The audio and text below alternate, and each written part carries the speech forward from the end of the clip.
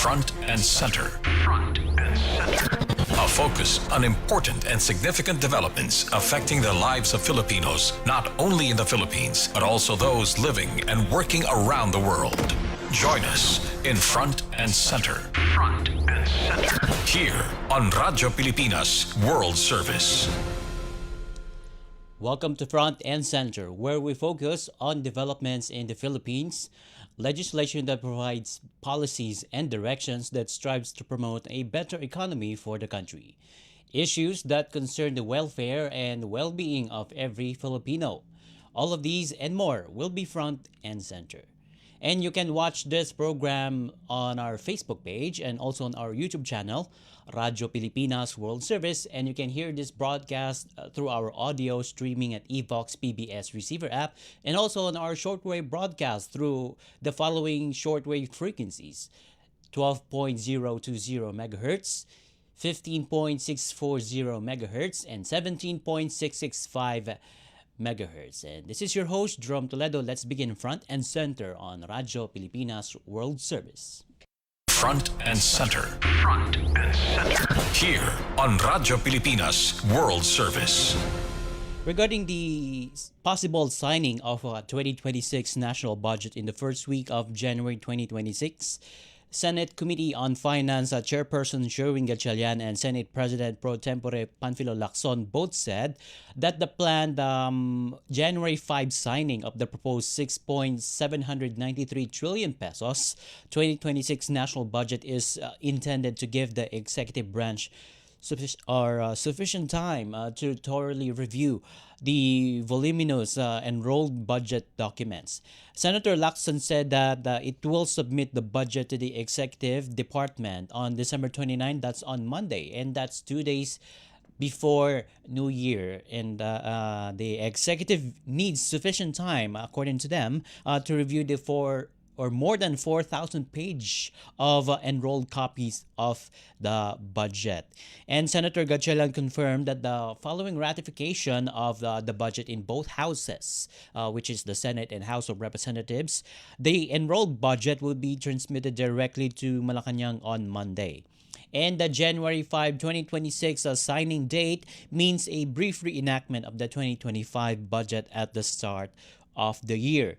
And the lawmaker from Cavite said such a short reenactment would be preferable to rushing the approval of the 2026 General Appropriations Act at the expense of safeguards and accountability. And later on, we will try to get another resource person for this particular matter, particularly the House Vice Chairperson on appropriations through Representative Zia Alondo Adjong, as we try to get him his response regarding this development, particularly the delayed signing of the budget, which is now scheduled to January 5, 2026 instead of the before the year ends. So that's before December 31, 2025. So we'll try to get his side later in the program. But first, Senator Lacson said the bicameral conference committee struggled to to fully reconcile differences on several contentious provisions,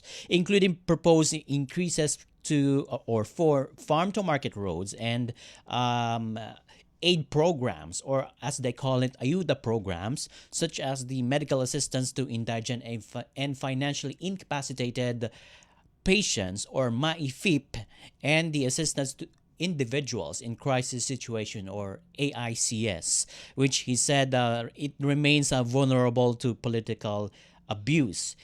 And he cited, which is Senator Lacson, he cited the Department of Public Works and Highways appeal to restore portions of its budget, despite the commitments that was made earlier to reduce allocations due to overpriced construction materials price data, or CMPD.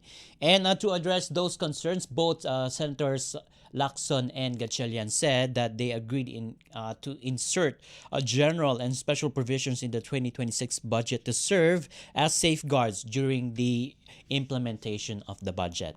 And that includes a ban on guarantee letter and any form of, as they call it, EPAL in aid distribution, or and also strict implementation of the health programs such as MAIFIP under the Universal Healthcare Program in compliance with the Universal Healthcare Law, and monthly oversight, as they suggested, monthly oversight of the infrastructure and farm to market roads, for road project rather, with grid coordinates to allow easier monitoring by the media and the public. So, meaning to say, both senators agreed and advocate for transparency and accountability with the government projects in the next budget for 2026. And Senator Lacson said the bicameral committee report is far from perfect insofar as far as the proper utilization of the budget is concerned. And having said that, he added that it cannot be in a perfect and ideal world where we entrust government funds to politicians of different persuasions and attitudes. And as we know, though the schedule of the budget has now been moved to January 5, 2026, instead of year end before December 31, 2025, Malacanang still have repeatedly stressed and reiterated that the President prefers a careful and comprehensive review of the budget to ensure that public funds are properly allocated and aligned with national development priority. And as much as possible, as Malacanang said earlier, in earlier weeks in this month, they reiterated that they don't want a reenacted budget. But now, here's the new reality here. The budget now, which was supposed to be approved by the president by the year's end, now it reaches the first week of the year, particularly in January 5. So we are now facing the reality that we will be using budget from 2025, hence the reenacted budget. Though the budget will now will be that the budget will be used in the first week of January 2026 is from the 2025. So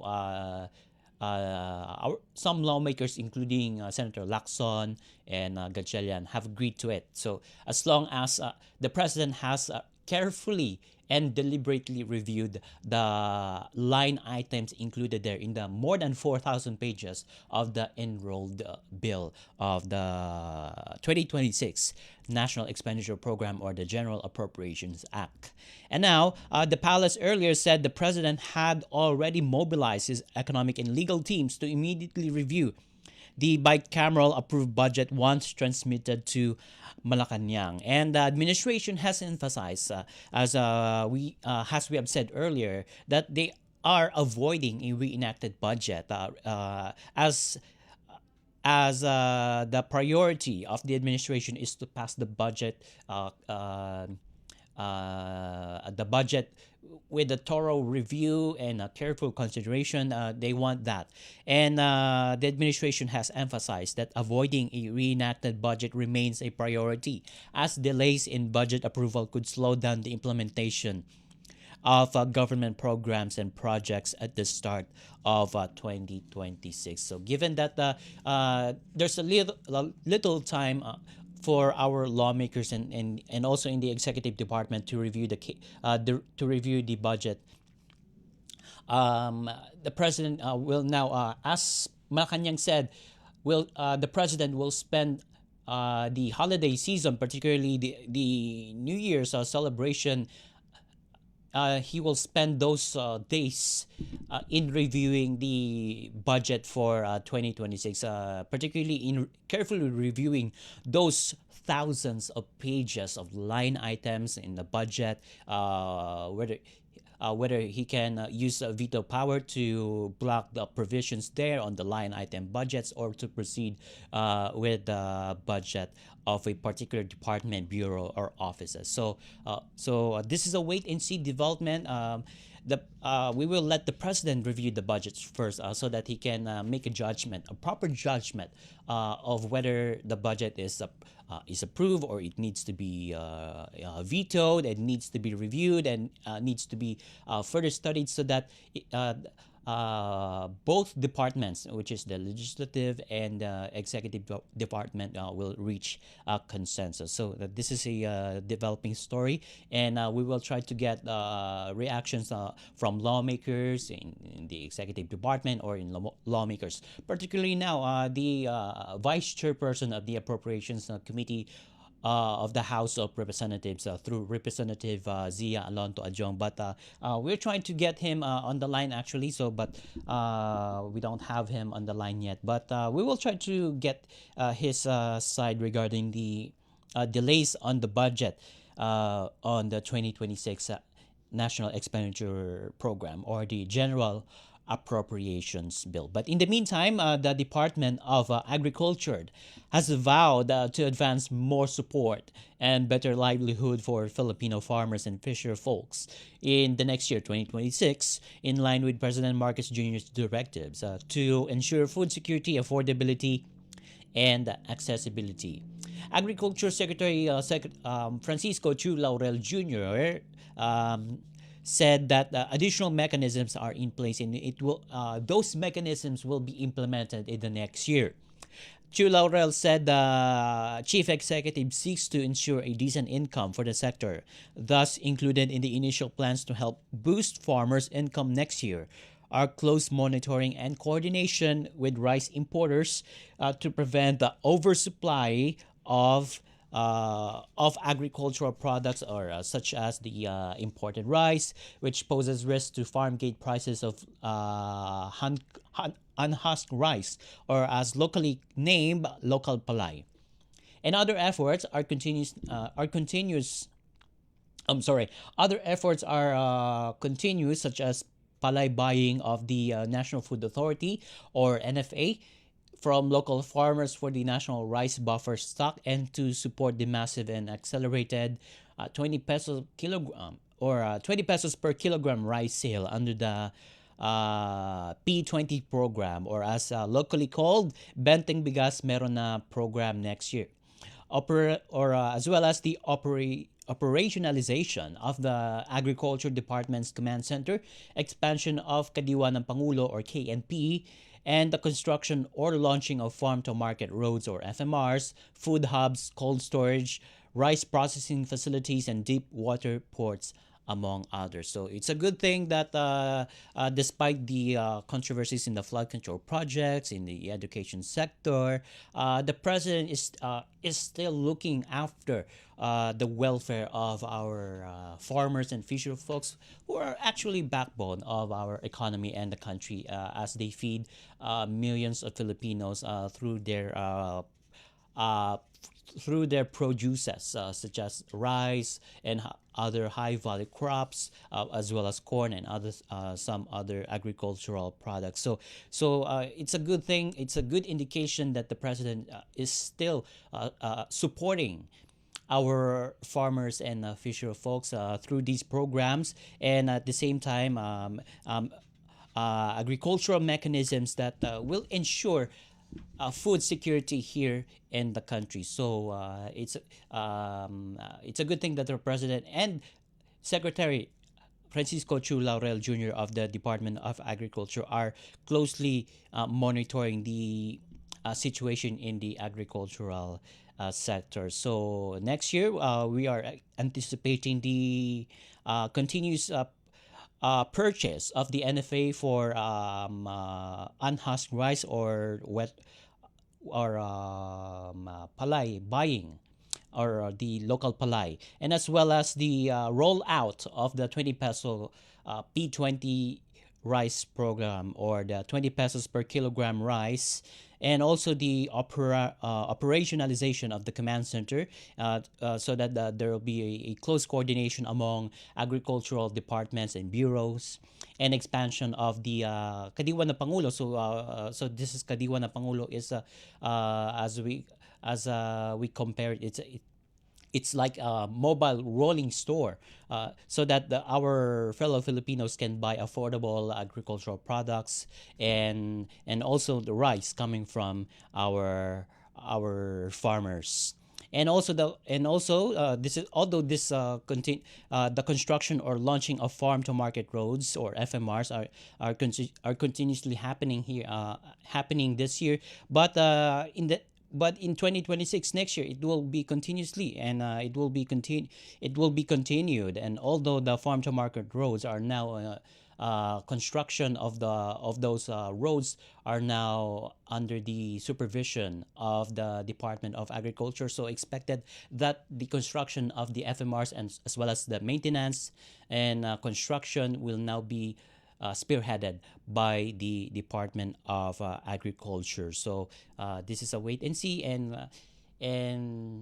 the president, or I'm sorry, the budget for agriculture is big, so it will be a great boost to ensure our food security for the next year. And when we come back, we will try to get the response from Representative Adyong, and some other developments regarding the performance or year-end performance of the Philippine Economic Zone Authority, which, as we read it here, they've surpassed their investment target for this year. So this is a good news for the Philippine economy, as they reach their target for this year. And what to expect for the Philippine Economic Zone or Authority, and some other developments here in the Philippines. We will discuss that in the program when we come back. Paano nga ba mag-register para magkaroon ng schedule sa Bagong Pilipinas Presidential Action Center? Narito ang mga dapat gawin. Gamit ang iyong mobile device, pumunta sa eGov.ph app. Pwede itong i-download mula sa Apple App Store o sa Google Play Store.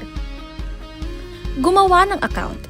Ilagay ang email address, valid mobile number, pagkatapos ay makakatanggap ka ng one-time code sa iyong email. Gamitin ang code sa eGov app para sa verification ng iyong account at ng mga impormasyong ibinigay. Congratulations! Meron ka ng eGov.ph app account. Pwede mo na ma-access ang iba't ibang serbisyo ng gobyerno, kabilang ang mga serbisyo sa Bagong Pilipinas Presidential Action Center. Mabilis ang trivia, dagdag talino. Heto na ang Dagling Kaalaman. Alam mo ba, kumakain daw ng sarili ang ating utak araw-araw? Ang prosesong ito ay tinatawag na phagocytosis, kung saan ang mga cells sa utak ay nililinis ang mga sirang bahagi o sobrang koneksyon para manatiling maayos ang takbo ng ating isip. Kapag natutulog tayo, mas aktibo pa ito na parang garbage collector ng utak na naglilinis ng mga basurang selula at lumang koneksyon. At sa proseso ng paglaki, lalo na sa adolescence, tinatanggal ng utak ang mga hindi na ginagamit na koneksyon para mas maging matalino, mas mahusay at mas handa tayo sa adult life. Kaya oo, kumakain ng sarili ang utak mo, pero ginagawa niya ito para mas maging mahusay ka. Kaunting kaalaman na malaking dagdag talino. Abangan muli ang susunod na Dagling Kaalaman.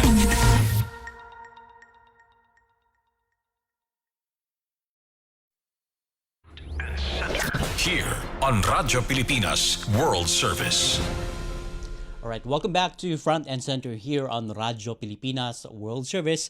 Still with me, Jerome Toledo. And let's proceed here to the year-end performance of the Philippine Economic Zone Authority, as the Philippine Economic Zone Authority, or PEZA, surpassed its investment target for this year after hitting 260.89 billion pesos, up by 21.91% from the previous year of 214.18 billion pesos. So we are talking about the 2024, and that 260.89 billion pesos is the highest investment target since 2016. And not to mention, the target for this year's by PEZA is at 250 billion pesos. So the target was up by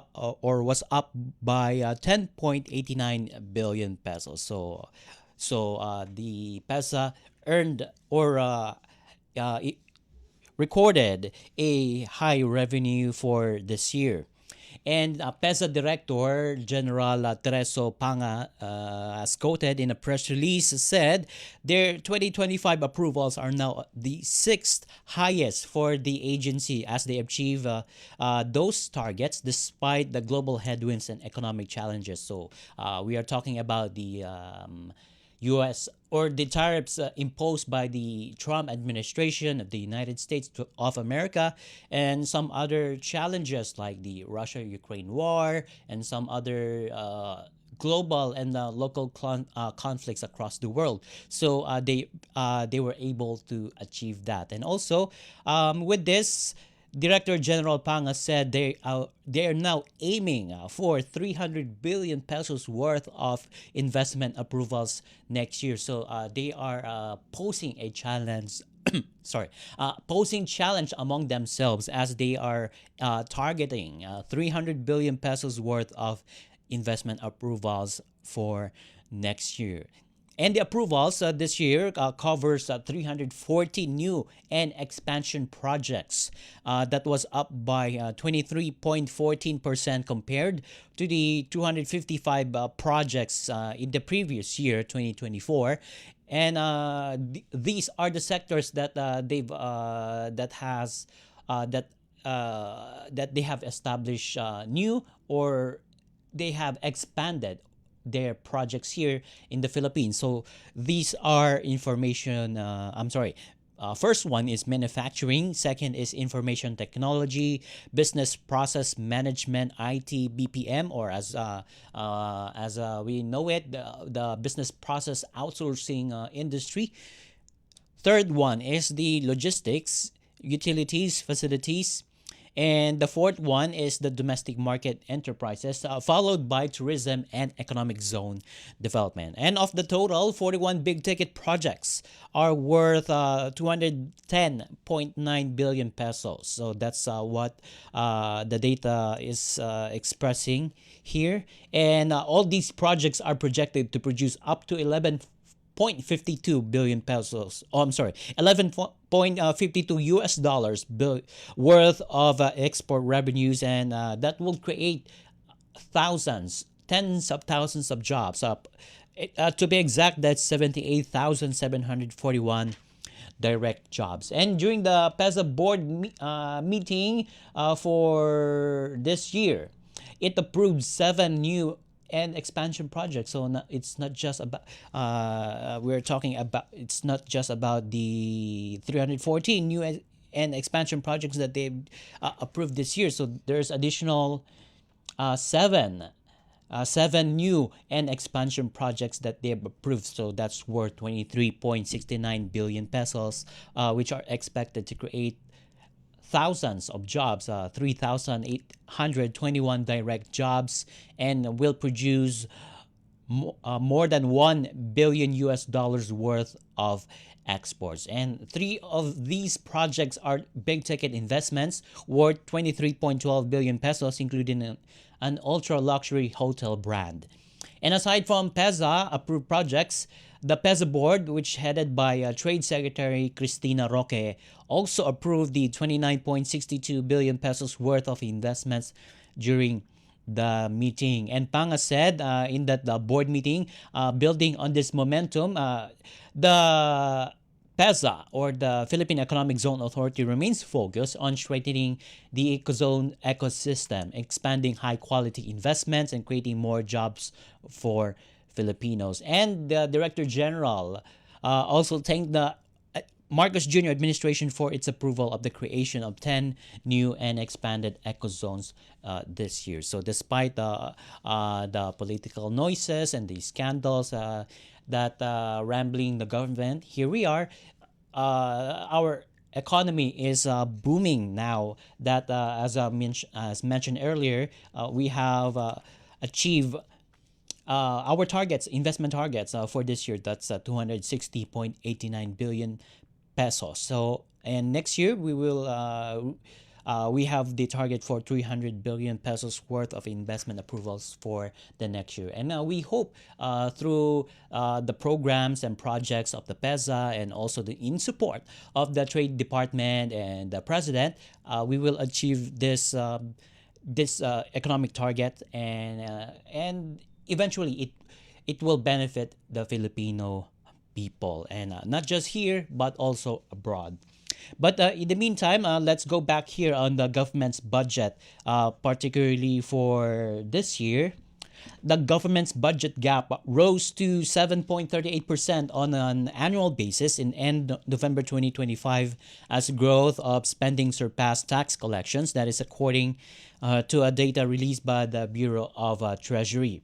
And total revenues rose by 1.09% to nearly 4.15 trillion pesos, but the expenditure rose by 2.49% to 5.4 trillion pesos, and that resulted in a budget deficit of more than 1 trillion pesos. So, and total tax revenues, according to the Bureau of Internal Revenue, which collects around 70% of taxes, collected 2.91 trillion pesos, up by 8.92% year on year.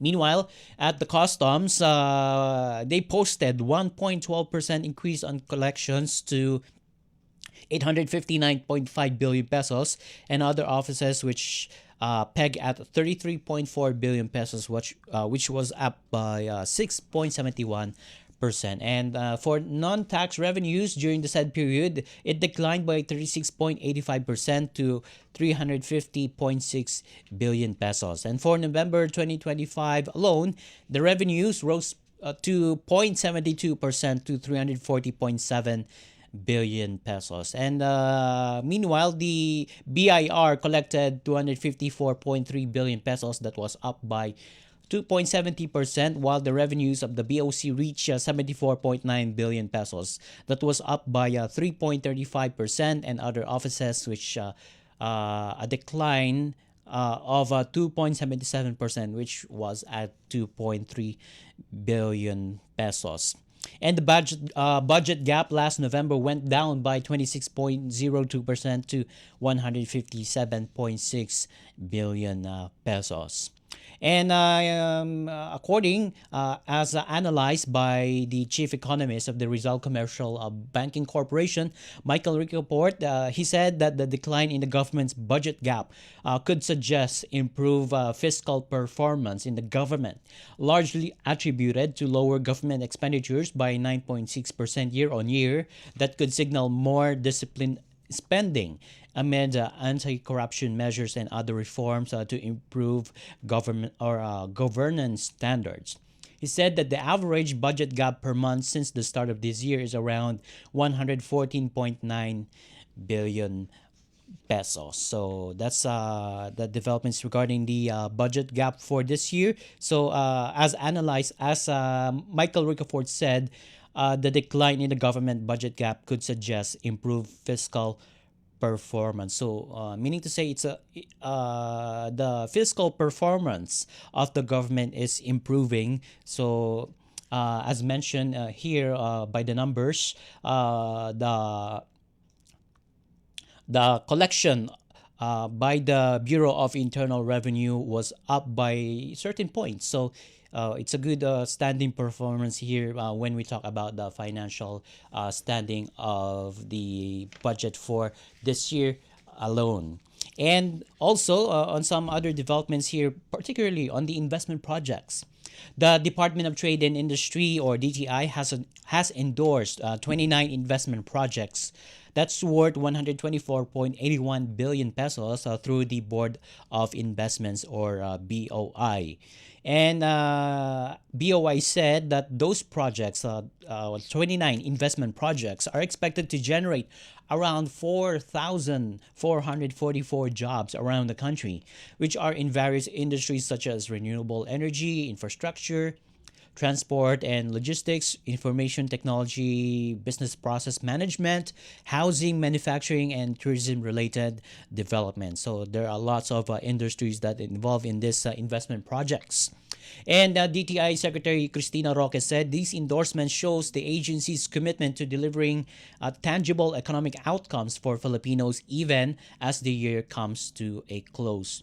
And Secretary Roque noted that although the approvals for the year has reached around 977 billion pesos, the Board of Investments, which is under the supervision of the Trade Department, is still evaluating the several big-ticket items which are now undergoing due diligence and are expected to further boost the country's overall investment performance as the year ends and into the next. So we hope that in the next year, 2026, there will be more investments coming from outside, not just here in the country, but from foreign businesses and investors, so that our Philippine economy will grow. As I mentioned here earlier, we just get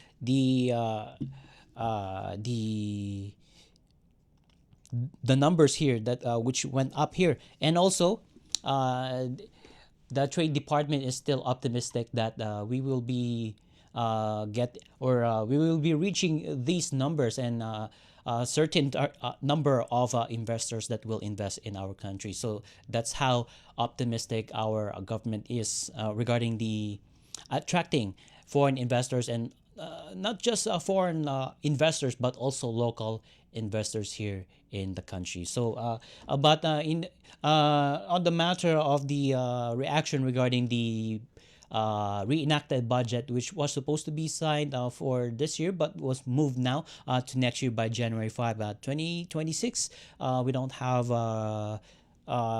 Representative Adyong on the line, but we will try to get him his side in some other days before the budget will be signed by January 5 in 2026. So we will try to get his side and also some other officials which are related in this matter. So we will try to get them in the next coming days. But in the meantime, we now conclude our program Front and Center here on Radyo Pilipinas World Service. Together with our production team and our technical side headed by Mr. Milo Junella.